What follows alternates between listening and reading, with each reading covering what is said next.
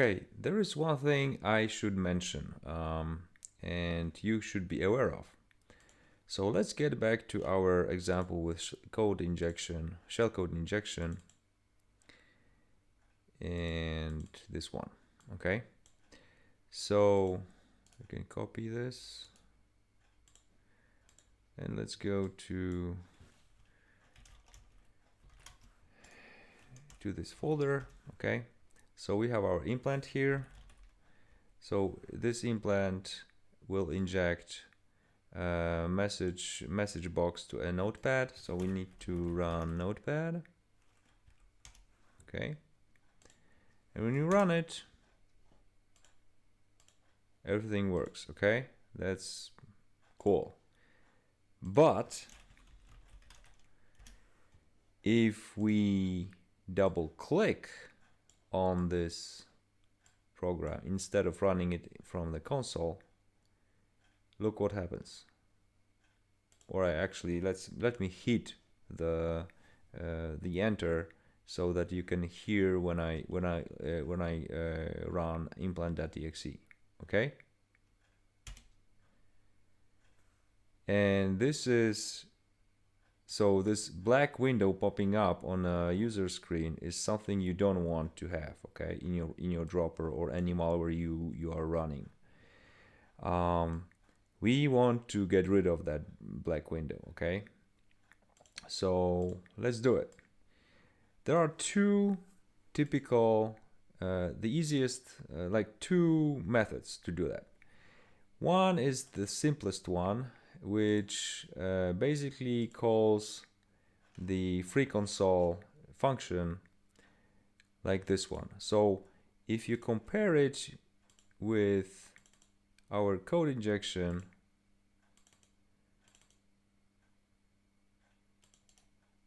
source code, the only difference between these two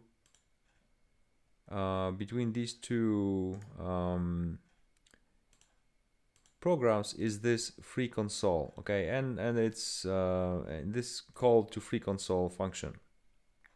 That's the only difference. So let's compile this and see what happens.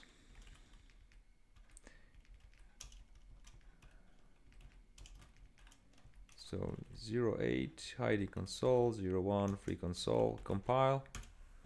Okay, we compile this. And now let's get back to this one, and now let's start notepad. Okay, and now let's run it again. So our shellcode has popped up and so has run, but there was a slight, like a fraction of a second when the free console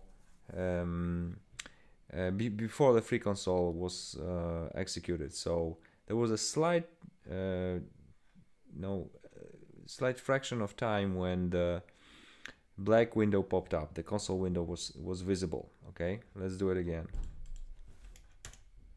Yeah, this one even more visible. So it is not a perfect solution. It is one of the easiest one you can use in your code to hide your black console window. But there is another trick you can use. Okay. So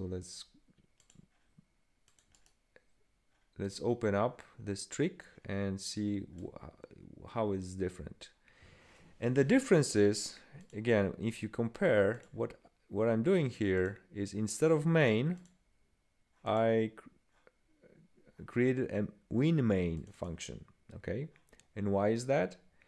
Because I want to tell my compiler that it should compile my program as a GUI program, so as a subsystem Windows. Let me open up the code injection compile batch so you can compare. Okay, so this is the original one when we are compiling our program as a console program, and this one will compile our program as Windows program, or in other words, a GUI program. Okay, and this is not the only thing we need to do. We need to change. We need to change our source code. So in original, it was a main function, and in a change version, it has to be winmain, because winmain is a function which the compiler is looking for when it parses the source code of the program it compiles. Okay, so for the GUI programs, you need a winmain. For the console programs, you need main function. Okay, that's the second difference. And of course, running printf in a GUI program doesn't make sense, so you have to get rid of that. Okay, so let's compile that again and see the result. So compile. Okay, we have our implant. Now let's start Notepad again, and let's go back to hide the GUI trick. Now I set my cursor on implant.exe and I hit enter. And as you can see, there was no window pop-up. Okay, once again. All right, so our payload got executed, but there was no console black window popping up on the end user desktop, and this is what we actually want. Okay, so this is one of the simplest tricks you can use in your malware when you are developing your malware.